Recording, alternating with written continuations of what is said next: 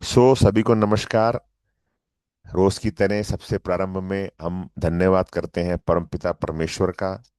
जो किताब हम पढ़ रहे हैं, इस किताब के लेखक साइमन सिनक सर, जिनकी पुस्तक है ये क्यों से करें शुरुआत, उनका भी बहुत बहुत धन्यवाद। पब्लिशर्स हैं मंजुल पब्लिशिंग हाउस, इनका बहुत बहुत धन्यवाद। अनुवादक भारती पंडित जी का बहुत बहुत धन्यवाद। और जूम का बहुत बहुत धन्यवाद, जिसके माध्यम से हम पढ़ पा रहे हैं। पेज नंबर 52 पे कलम थे। अध्याय चल रहा है सुनहरा वृत्त, द गोल्डन सर्कल। तो ये गोल्डन सर्कल में कल क्यों पर इन्होंने बात करनी शुरू की कि क्यों जो है वो क्यों जरूरी है। वाह! क्यों जो है वो क्यों जरूरी है। तो पेज नंबर 52 के पहले पैराग्राफ की अंतिम दो पंक्तियों से मैं शुरुआत करता हूं। तो ये कह रहे थे कि लोग आप क्या बनाते हैं इसके लिए आपका उत्पाद नहीं खरीदते। आपका प्रोडक्ट क्या है इसके लिए आपका प्रोडक्ट नहीं खरीदते, आप क्या बनाते हैं। और अपने उत्पाद के बारे में क्यों को लेकर, वाई को लेकर एप्पल की यह स्पष्टता ही उसे नवाचार करने की और अपने से अधिक सक्षम तथा गुणवत्तापूर्ण कंपनियों से, देखो नोट करिए आप प्लीज यहां, कि एप्पल से भी अधिक जो सक्षम कंपनियां हैं और गुणवत्तापूर्ण कंपनियां हैं, उनसे स्पर्धा करने की। और अपने मुख्य बिजनेस के बाहर भी, मुख्य बिजनेस क्या है एप्पल का पता है आपको? Apple computers. मगर अभी वो फोन में कितनी बड़ी कंपनी हो गई। तो एप्पल अपने मुख्य बिजनेस के बाहर भी सफल होने की योग्यता देती है। चलिए आज की बात से शुरू करते हैं। साइमन सिनेक सर कह रहे हैं आज, यह बात उन कंपनियों के लिए नहीं कही जा सकती जिनके मन में अपने क्यों को लेकर धुंधलका है या अस्पष्टता है। यहां ये कंपनियां वर्ड यूज कर रहे हैं, मैं इसमें अपने आप को भी जोड़ लेता हूं, आप सब भी अपने आप को जोड़ सकते हैं इंडिविजुअली भी। जब कोई संस्था, या मैं बोलूं यहां जब कोई संस्था या व्यक्ति, तो ऐसे समझिएगा आप, जब भी संस्था या कंपनी की बात आए तो व्यक्ति भी उसमें आप एज्यूम कर सकते हैं। जब कोई संस्था अपने आप को क्या के साथ ही वर्णित करती है तो वह उतने तक ही सीमित रह जाती है। एप्पल के प्रतिस्पर्धियों ने भी, कंपटीटर्स ने भी अपने आप को अलग समाधान पेश करने वाले के बजाय अपने उत्पादों या सेवाओं के आधार पर ही वर्णित किया, जिसके चलते उन्हें एप्पल जैसी स्वतंत्रता नहीं मिल पाई। उदाहरण के लिए, एक कंपनी थी अमेरिका में, है अभी भी, गेटवे। उदाहरण के लिए गेटवे ने 2003 में फ्लैट स्क्रीन वाले टीवी बेचना शुरू किया था। चूंकि वह सालों से फ्लैट फ्लैट स्क्रीन वाले मॉनिटर बना रही थी, किसके लिए? कंप्यूटर के लिए। सालों से बना रही थी। अतः वह आसानी से ये टीवी बना भी और बेच भी सकती थी, क्योंकि फ्लैट स्क्रीन तो बनाना उनको आता था। मगर वह कंपनी इलेक्ट्रॉनिक बाजार में अपना स्थान नहीं बना पाई और 2 साल बाद पुनः अपने मूल कारोबार पर ध्यान देने लगी। इसी तरह डेल, अब डेल कितना बड़ा नाम है दुनिया में, डेल कंप्यूटर्स, डेल के लैपटॉप यूज कर रहे हैं हम। मेरा भी डेल का है क्या पता नहीं। इसी तरह डेल बाजार में 2002 में पीडीए और 2003 में एमपी3 लेकर आई, मगर दोनों ही बाजारों में वह कुछ साल से अधिक टिक नहीं सकी। डेल गुणवत्तापूर्ण उत्पाद बनाती है और इस तरह की दूसरी तकनीकों को बनाने के लिए सक्षम है, मगर दिक्कत यह है कि उसने अपने आप को क्या के सहारे वर्णित किया, जो कि सही नहीं था। चूंकि वे कंप्यूटर बनाते हैं, इसलिए उनकी कंपनी के पीडीए और एमपी3 को खरीदा ही जाए, ग्राहक के लिए इसका कोई औचित्य नहीं था। आपको क्या लगता है, यदि डेल कोई फोन बाजार में लेकर आए तो कितने लोग एप्पल के फोन की तरह ही उसे खरीदने के लिए 6 घंटे पंक्ति में खड़ा रहना पसंद करेंगे? This is the main thing, कि एप्पल का फोन लेने के लिए, एक फोन ही तो है एप्पल का फोन, मगर उसका फोन लेने के लिए ऐसा क्या है उसके फोन में कि 6 घंटा लोग लाइन में खड़े रहते हैं, रात को लाइन में खड़े हो जाते हैं एप्पल का फोन लेने के लिए। Back to book. लोग डेल को एक कंप्यूटर बनाने वाली कंपनी से अधिक कुछ भी नहीं समझते। पेज नंबर 52 की अंतिम दो पंक्तियों पे हम हैं दीपक सर। लोग डेल को एक कंप्यूटर बनाने वाली कंपनी से अधिक कुछ भी नहीं समझते। उनके लिए डेल के फोन को खरीदने का कोई अर्थ ही नहीं बनता। बिक्री योजनाओं की खराब गुणवत्ता के कारण डेल की अपने मूल उद्योग की ओर ध्यान लगाने के बजाय लघु इलेक्ट्रॉनिक बाजार में आने की चाह तुरंत ही खत्म हो गई। जब तक डेल अन्य की तरह अपने उत्पादों के पीछे के क्यों की तलाश नहीं करती, तब तक वह अपने मूल कारोबार यानी कंप्यूटर बेचने में ही संलग्न रहेगी। एप्पल ने अपने प्रतिस्पर्धियों से हटकर सोचते हुए अपने आप को वह क्या करती है के बजाय वह क्यों करती है इस पर ध्यान दिया। वह केवल कंप्यूटर की एक कंपनी नहीं है, वरन यह एक ऐसी कंपनी है जो बाजार की वस्तु स्थिति को चुनौती देती है और उसके सरलतम विकल्प प्रस्तावित करती है। This is the why of the Apple, कि जो भी परिस्थिति है बाजार की वर्तमान, उसको चैलेंज करना है और उसका अल्टरनेट देना है कस्टमर को। एप्पल ने 2007 में, अब देखो बहुत बढ़िया बात है अगली 5-6 लाइनों में, ध्यान देना आप। एप्पल ने 2007 में, page number 53, second paragraph, Apple ने 2007 में अपना वैधानिक नाम एप्पल कंप्यूटर इनका से बदलकर एप्पल इनका, मतलब इनका डॉट लिखा है तो इनकॉर्पोरेशन, क्या कर दिया उन्होंने, एप्पल कंप्यूटर इनकॉर्पोरेशन से अपना नाम बदलकर क्या कर दिया, एप्पल इनकॉर्पोरेशन। और इसके द्वारा यह बताया कि वह केवल एक कंप्यूटर की कंपनी नहीं है, वरन उससे बढ़कर कुछ और है। व्यवहारिक रूप से देखा जाए तो किसी कंपनी के वैधानिक नाम से उसके काम पर कुछ अंतर नहीं पड़ता है। एप्पल के लिए भी उनके नाम में कंप्यूटर होना उसे किसी उत्पाद विशेष तक सीमित बिल्कुल नहीं करता था। हाँ, वह अपने बारे में क्या सोचती है, इसके लिए यह नाम उसे सीमित करता था।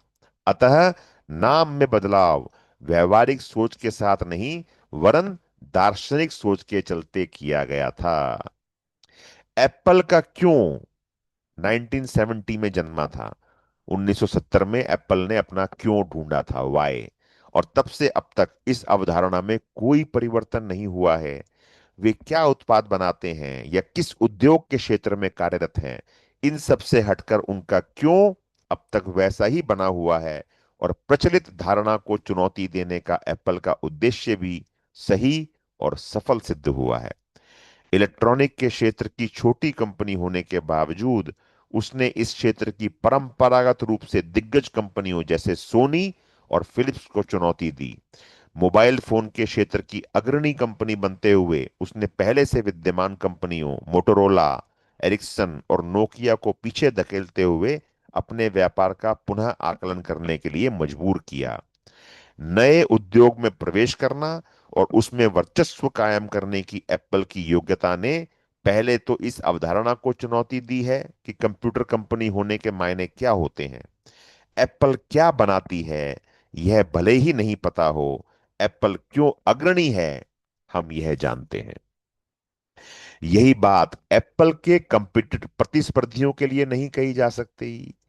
क्यों, भले ही उन सभी को एक हद तक उसके क्यों की स्पष्टता थी, और यही कारण था कि वे सभी अरबपति कंपनियां बनी, मगर समय के साथ एप्पल के प्रतिस्पर्धियों के दिमाग से क्यों उतरता गया।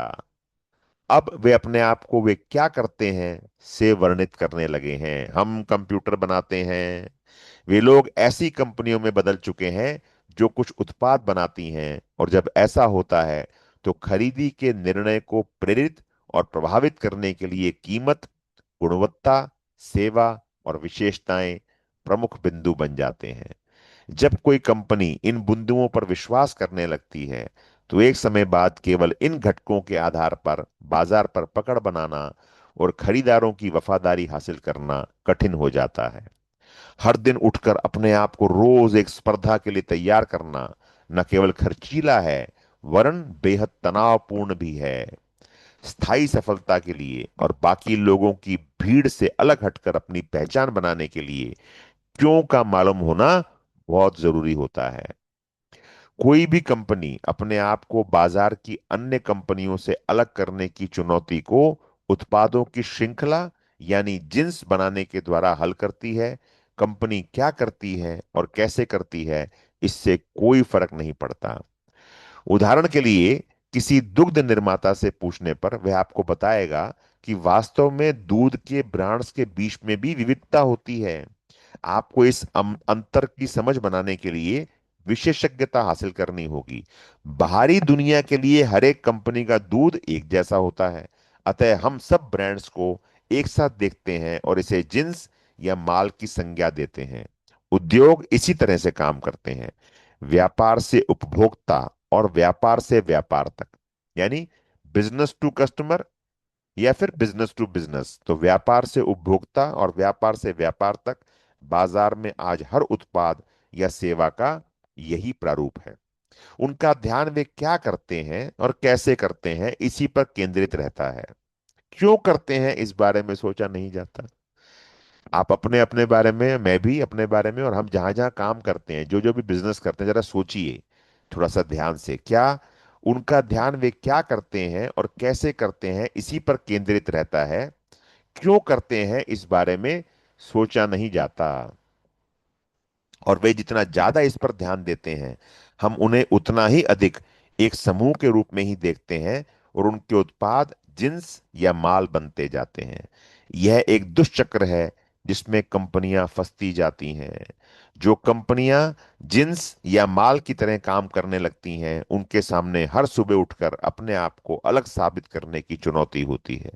जिन कंपनियों के सामने क्यों स्पष्ट होता है, उनके लिए इस तरह की चिंता की बात नहीं होती। उन्हें अपने बारे में इस तरह से हर दिन सोचना भी नहीं पड़ता, ना ही अपनी कीमत किसी के सामने सिद्ध करने का प्रयास करना होता है। उन्हें जोड़ तोड़ के जटिल तंत्र को अपनाने की आवश्यकता नहीं होती। वे अलग होती हैं और यह बात हर कोई जानता है। वे जो भी करती और कहती हैं, उसे क्यों से शुरू करती हैं।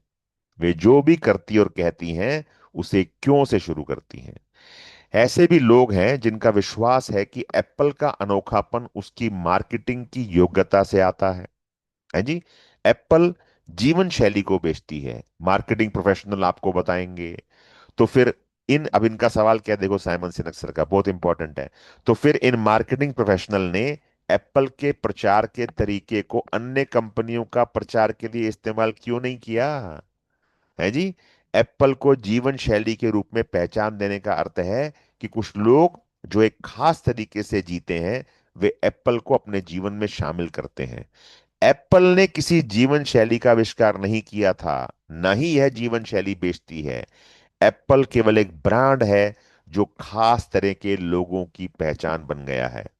उनकी जीवन शैली को हम इसी तरह से पहचानते हैं और उनके द्वारा उपयोग में लाए गए उत्पाद इस बात की पहचान बन जाते हैं कि वे जो करते हैं उसे क्यों करते हैं। ऐसा इसलिए है कि एप्पल का क्यों इतना स्पष्ट है कि जो इस पर विश्वास रखते हैं वे स्वयं भी ऐसा ही व्यवहार करने लगते हैं। ठीक उसी तरह जैसे हार्ले डेविडसन एक खास समूह की जीवन शैली का हिस्सा है और प्राडा के जूते एक अन्य समूह की जीवन शैली का हिस्सा हैं। जो कंपनी क्यों की स्पष्टता रखती है, उसके उत्पाद किसी व्यक्ति या समूह के क्यों का भी प्रमाण बन जाते हैं। एप्पल का उपयोग करने वाले कुछ लोग यह भी कह सकते हैं कि वे तो एप्पल की गुणवत्ता के भरोसे के कारण उसके उत्पादों का इस्तेमाल करते हैं। ये भी कह सकते हैं लोग। उत्पादों की गुणवत्ता श्रेष्ठ होना निसंदेह आवश्यक है। Quality of the product is compulsory ना।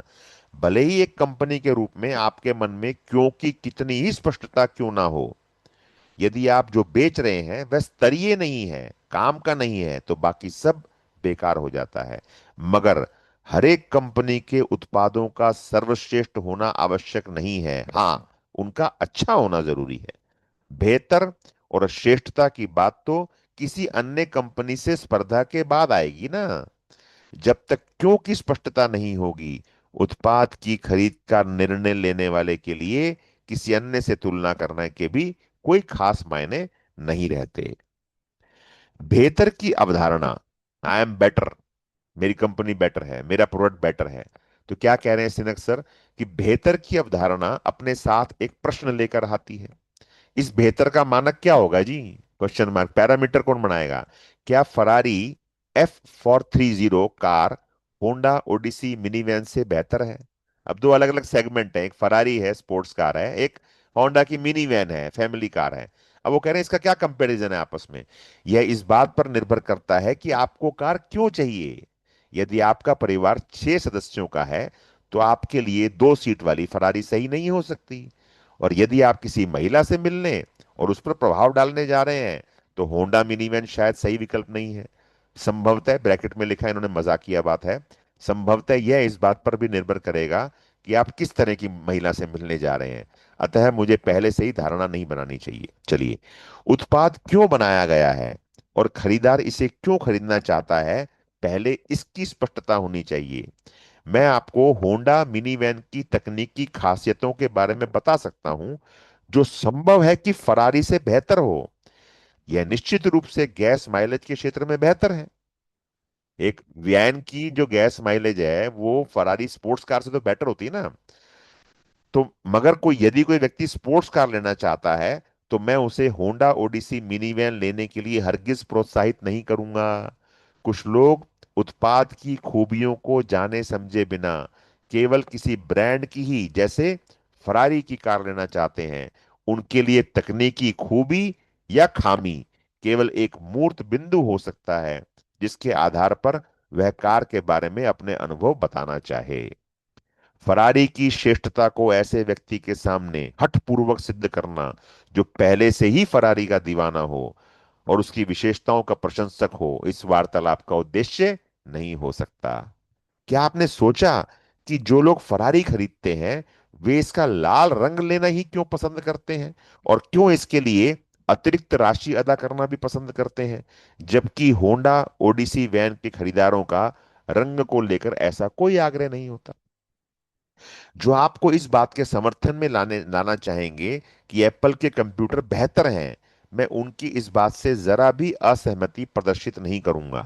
मैं बस इतना ही जोड़ूंगा कि एप्पल इस बात में विश्वास करता है कि उनका उत्पाद कंप्यूटर कैसा होना चाहिए कि मानकों के स्तर पर खरा उतरे। जो पैरामीटर्स हैं एक अच्छे कंप्यूटर के, वो वहां होने चाहिए। बस इसे दिमाग में रखा जाए तो जो लोग एप्पल जैसी धारणा रखते हैं उनके लिए मैकिन्टोश ही सही उत्पाद है। जो लोग एप्पल के, क्योंकि मैकिन्टोश का कंप्यूटर पैरामीटर्स पे ज्यादा बेटर है एप्पल के कंप्यूटर से, जो लोग एप्पल के क्यों की अवधारणा से इत्तेफाक रखते हैं उन्हें लगता है कि एप्पल के उत्पाद स्पष्टतः बेहतर हैं और उनसे इस बारे में बहस करना या उन्हें किसी अन्य उत्पाद को लेने के लिए मनाना निरर्थक है। भले ही मानक हाथ में हो, मगर जब तक समान स्तर का निर्धारण नहीं हो कौन अच्छा है, कौन बेहतर या कौन खराब है, इस पर बहस बेकार का विवाद ही उत्पन्न करेगी। किसी भी ब्रांड के लिए वफादारी के चलते लोग हर उस विशेषता या खूबी की तरफ इशारा करेंगे जिसने उन्हें प्रभावित किया है, और इसके बल पर वे दूसरे व्यक्ति के सामने यह सिद्ध करते हैं कि वे सही हैं। यही कारण है कि कई कंपनियों को अपने आप को अलग दिखाना पहली प्राथमिकता बन जाता है। चूंकि इस क्षेत्र में यह गलत धारणा व्याप्त है कि इस क्षेत्र में कोई एक ही समूह सही हो सकता है। क्या होगा यदि दोनों ही सही हो तो? यानी कुछ लोगों के लिए एप्पल ठीक हो और अन्य लोगों के लिए पीसी ठीक हो तो? अब यह बहस बेहतर या खराब के लिए नहीं रह गई है। यह चर्चा अलग अलग लोगों की अलग अलग आवश्यकताओं को लेकर है। और इससे पहले की चर्चा शुरू हो, हर एक का क्यों पहले स्थापित किया जाना चाहिए। गुणवत्ता को लेकर किया गया एक सरल सा दावा और इसे सिद्ध करने के लिए थोड़े तार्किक प्रमाण ग्राहक के मन में उत्पाद को खरीदने की चाहत पैदा कर सकते हैं, मगर इससे वफादारी पैदा नहीं की जा सकती। यदि कोई ग्राहक किसी उत्पाद को खरीदने के लिए स्वयं प्रेरित होता है तो वह इस बात को भी बता पाने में समर्थ होता है कि उसने वह उत्पाद क्यों खरीदा है और उसका उत्पाद क्यों बेहतर है। गुणवत्ता और विशेषताएं महत्वपूर्ण हैं, मगर केवल इन्हीं के आधार पर उस तरह की दृढ़ वफादारी को सुनिश्चित नहीं किया जा सकता जो कि प्रेरक लीडर और प्रेरक कंपनियां बनाती हैं। कंपनी, ब्रांड, उत्पाद या व्यक्ति एक उद्देश्य का निर्माण करते हैं, पर्पस, जो वफादारी को प्रेरित करता है।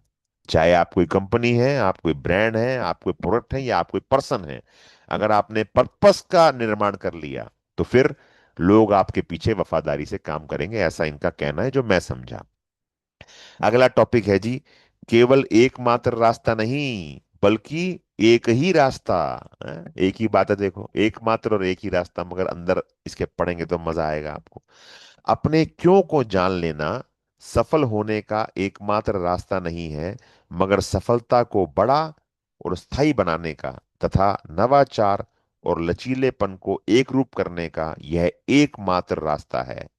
जब क्यों की समझ में अस्पष्टता आती है, तो वास्तविक सफलता को मार्गदर्शित करने में मदद करने वाले कारक उन्नति, वफादारी और अभिप्रेरणा को बनाए रखना मुश्किल हो जाता है।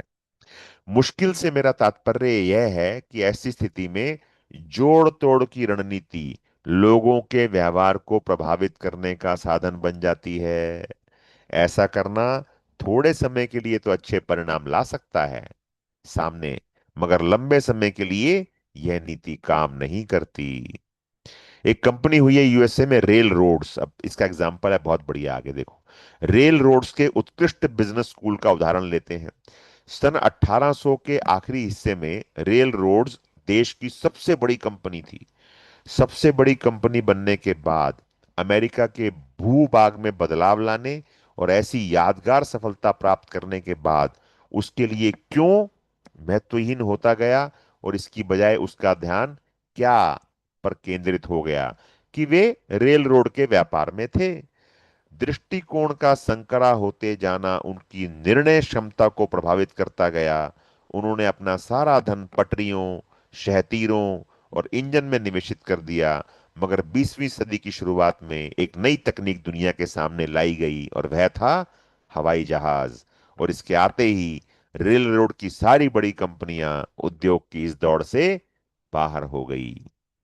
क्या होता यदि उन्होंने अपने आप को लोक परिवहन उद्योग की तरह से विज्ञापित किया होता, क्वेश्चन मार्क।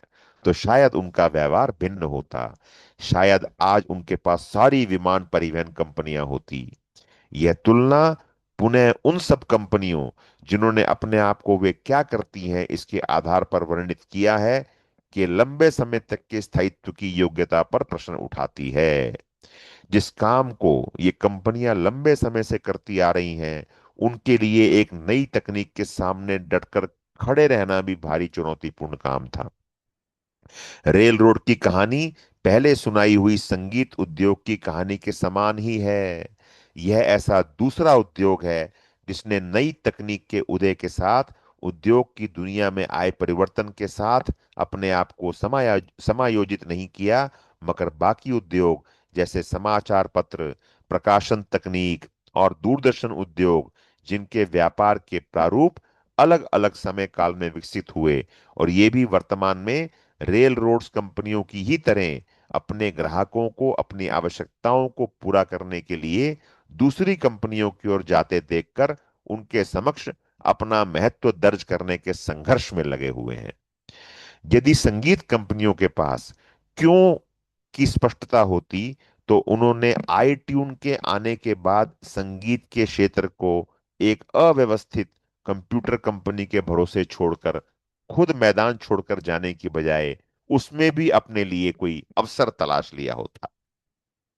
इन सभी मामलों में अपने मूल उद्देश्य, लक्ष्य या धारणा की तरफ लौटना इन उद्योगों को नवीन परिवेश में अनुकूलित होने में मदद करेगा। प्रतिस्पर्धा में टिके रहने के लिए हमें क्या करना चाहिए, क्वेश्चन मार्क। यह सवाल पूछने की बजाय हम जो कर रहे हैं, हमने उसे करना क्यों और किस उद्देश्य से शुरू किया था, इस सवाल से शुरुआत करनी चाहिए। और फिर सोचना चाहिए कि हम अपने उद्देश्य को आज की तकनीक और बाजार के अवसरों की कसौटी पर खरा उतारने के लिए क्या कर सकते हैं। हाँ, मगर मेरे शब्दों को जस का तस नहीं अपनाएं। यह मेरा मत नहीं है, यह वास्तव में जीव विज्ञान के सिद्धांत पर आधारित है। देखो, अगले चैप्टर की भूमिका बना दी इन्होंने लास्ट लाइन में। वो क्या कह रहे हैं कि जो मैंने बोला उसको आप एज इट इज मत फॉलो करो। यह मेरा ओपिनियन नहीं है, मगर ये प्रिंसिपल, जीव विज्ञान का जो प्रिंसिपल है उस पर डिपेंड है, उस पर आधारित है, उस पर बेस्ड है। चलिए अगले अध्याय पे चलते हैं। अध्याय नंबर 4, पेज नंबर 60 हिंदी की किताब में, जिसका नाम है अध्याय का, यह किसी का विचार नहीं है, यह जीव विज्ञान है जी। जीव विज्ञान की इंग्लिश क्या होती है, बायोलॉजी? पता नहीं है, बायोलॉजी। ओके। तो वो कह रहे हैं ये मेरा विचार नहीं है जी, इसको साइमन सिनेक का विचार मत समझना। जीव विज्ञान का सिद्धांत है क्या, कि पहले फाइंड यूर वाई।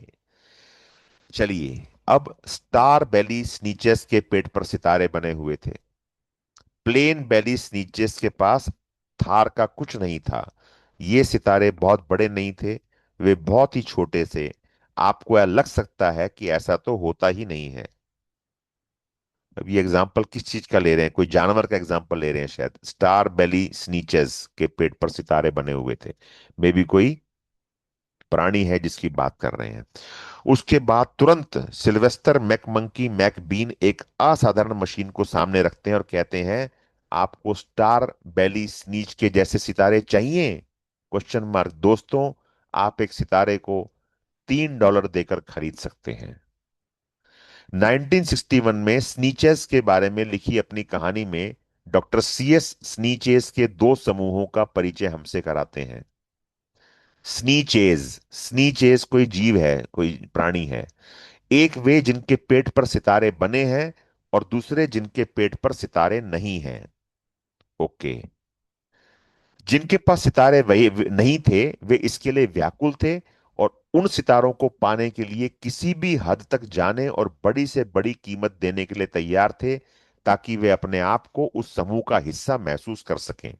मगर केवल सिल्वेस्टर मैकमंकी मैकबीन, जिसके पास सितारे जड़ने वाली मशीन है, वही स्नीचेस की सितारे लगवाने की आकांक्षा के द्वारा लाभ प्राप्त करता है। Okay, very good. कई बातों के उदाहरण के द्वारा डॉक्टर CS इसे बेहतर तरीके से वर्णित करते हैं। स्नीचेस के माध्यम से मनुष्य की एक आधारभूत आवश्यकता की ओर ध्यान दिलाने की कोशिश की गई है, और वह है किसी समूह में शामिल रहना, समूह के अनुरूप बने रहना। ओके। यह आवश्यकता भले ही तार्किक नहीं हो, मगर यह हर संस्कृति में, हर एक व्यक्ति में पाई जाती है। जब हमारे आसपास के लोग हमारी मान्यताओं और हमारे मूल्यों के अनुरूप होते हैं, तो हम अपने आप को उनमें से ही के समझकर उनसे जुड़ाव महसूस करते हैं, सुरक्षित महसूस करते हैं। मनुष्य होने के नाते हम इस लालसा से युक्त होते हैं और इसकी तलाश करते रहते हैं। कभी कभी हमारी यह भावना आकस्मिक होती है। हम अपने शहर के हर व्यक्ति के मित्र नहीं होते, मगर दूसरे देश की यात्रा करते समय आपको अपने शहर का कोई व्यक्ति मिल जाए, तो उसके साथ विशेष जुड़ाव सा महसूस होता है ना जी? देश से बाहर जाइए और आपको अपने देशवासियों से अधिक जुड़ाव महसूस होने लगेगा। एक बार मैं एक बस में था और मैंने अमेरिकी लहजे में किसी को बोलते हुए सुना। मैं पलटा और उनसे बातचीत शुरू हो गई। मुझे एकदम उनसे जुड़ाव महसूस हुआ। हम एक ही भाषा बोलते थे, एक भाषा को समझते थे। एक अजनबी शहर में अजनबी व्यक्ति होने के बाद उस क्षण मुझे किसी से जुड़ाव का एहसास हुआ, और मैंने बस में बैठे अन्य यात्रियों की बजाय अपने देश के व्यक्ति पर विश्वास जताया। यही नहीं, हमने बाद में भी एक साथ समय बिताया। जाना चाहे कहीं भी हो, हम उन व्यक्तियों पर विश्वास करते हैं जिनकी धारणाएं और मूल्य हमारे ही समान होते हैं। यस। जुड़ाव की यह आकांक्षा इतनी सशक्त होती है कि हम किसी भी सीमा तक जा सकते हैं, अतार्किक काम भी कर सकते हैं, और उस भावना को पाने के लिए धन भी खर्च कर सकते हैं। स्नीचेस की ही तरह हम भी अपनी ही तरह के लोगों और संस्थाओं, जिनकी धारणाएं और मूल्य हमारे जैसे हों, से जुड़े रहना चाहते हैं। जब कंपनियां यह बताती हैं कि वे क्या करती हैं और उनके उत्पाद किस तरह से बेहतर हैं, तो संभव है उनमें प्रभाव पैदा करने की योग्यता हो, मगर जरूरी नहीं है कि वे वह सब बताएं जिनसे हमें जुड़ाव महसूस हो। इसके स्थान पर जब कोई कंपनी अपने क्यों को, अपनी धारणाओं को स्पष्टता से रखती है, और हम उनकी धारणाओं से जुड़ाव महसूस करते हैं, तो हम उनके साथ जुड़े रहने के लिए, यानी उनके उत्पादों को अपने जीवन का हिस्सा बनाने के लिए किसी भी सीमा तक जा सकते हैं। ऐसा इसलिए नहीं कि वे अन्य उत्पादों से बेहतर हैं, वरन इसलिए कि वे उस कंपनी से संबंध रखते हैं जिनकी धारणाएं और मूल्य हमसे मिलते जुलते हैं। वे ब्रांड और उनके उत्पाद हमें जुड़ाव सा महसूस कराते हैं। साथ ही हम उन सभी लोगों से भी रिश्ता सा महसूस करने लगते हैं जो इन उत्पादों को खरीदते हैं। ग्राहकों द्वारा शुरू किए गए फैन क्लब सामान्यतः कंपनी की मदद के बिना ही शुरू किए जाते हैं, है ना। ये लोग निजी तौर पर या ऑनलाइन समूह बना लेते हैं, जिसका उद्देश्य इन उत्पादों के बारे में बताना भर नहीं होता, वरन ये अपने जैसे लोगों के संपर्क में रहना चाहते हैं। उनके निर्णयों का कंपनी या उसके उत्पादों से कोई संबंध नहीं होता, यह केवल व्यक्ति से ही संबंधित होता है। जुड़ाव की हमारी प्राकृतिक आकांक्षा हमें अपने से जुड़ाव नहीं रखने वाली चीजों को चिन्हित करने में भी मदद करती है। यह एक भावना है जिसे हम महसूस करते हैं। कोई चीज हमसे जुड़ाव रखती है और कोई चीज हमसे अलग है। इसे कैसे समझा जाता है, इसे शायद शब्दों में बयां कर पाना हमेशा मुमकिन नहीं होता हो। यह एक भावना होती है जिसे हम गहराई में महसूस किया करते हैं। डेल कंपनी का MP3 बेचना हमें ठीक नहीं लगता, क्योंकि डेल ने घोषित कर रखा है कि वह कंप्यूटर बनाने वाली कंपनी है। एप्पल अपने आप को एक विशिष्ट अभियान के लिए काम कर रही कंपनी के रूप में दर्शाती है। अतः इस परिभाषा में फिट बैठने वाला हर उत्पाद वे बना और बेच पाते हैं। 2004 में उन्होंने प्रसिद्ध आयरिश रॉक बैंड U2 के साथ सहभागिता में प्रचार के लिए आईपॉड बनाया। यह सही था, क्योंकि U2 और एप्पल की धारणाएं और मूल्य एक से थे और दोनों ही सीमाओं से पार जाने में विश्वास रखते हैं। जबकि यदि एप्पल यही आईपॉड सेलिना डियोन के साथ बनाता, यह सोचकर कि उसके गीतों के रिकॉर्ड्स अत्यधिक बिक्री की सूची में शामिल हैं और उसके श्रोताओं की संख्या अधिक है, तो यह गलत होता, क्योंकि दोनों आपस में जुड़ाव नहीं रखते। यदि एप्पल यही आईपॉड सेलिना डियोन के साथ बाजार में उतारता, तो उसका कोई अर्थ नहीं रह जाता। उसके श्रोताओं की संख्या जितनी भी बड़ी क्यों ना हो, सहभागिता में एक रूपता नहीं होती। एप्पल के टीवी विज्ञापन मैं मैक हूं और मैं कंप्यूटर हूं ही इस बात के वर्णन हेतु पर्याप्त है कि मैक के ग्राहकों को किससे जुड़ाव महसूस होगा। विज्ञापन में मैक को इस्तेमाल करने वाला एक युवा है जो हमेशा जीन्स और टी शर्ट में रहता है, शांत और आरामदायक मुद्रा में दिखाई देता है और व्यवस्था पर हमेशा व्यंग्य करने के हास्य भाव से युक्त नजर आता है। इसी विज्ञापन में पीसी यानी कंप्यूटर सूट पहने हुए है, बड़ी आयु का मोटापा धारण किए हुए है। मैक के साथ जुड़ने के लिए आपको मैक जैसा होना पड़ेगा। माइक्रोसॉफ्ट ने एप्पल के इस अभियान का जवाब मैं पीसी हूं अभियान से दिया, जिसमें जीवन के हर क्षेत्र, हर आयु वर्ग के लोग अपने आप को पीसी से जुड़ा हुआ बता रहे थे।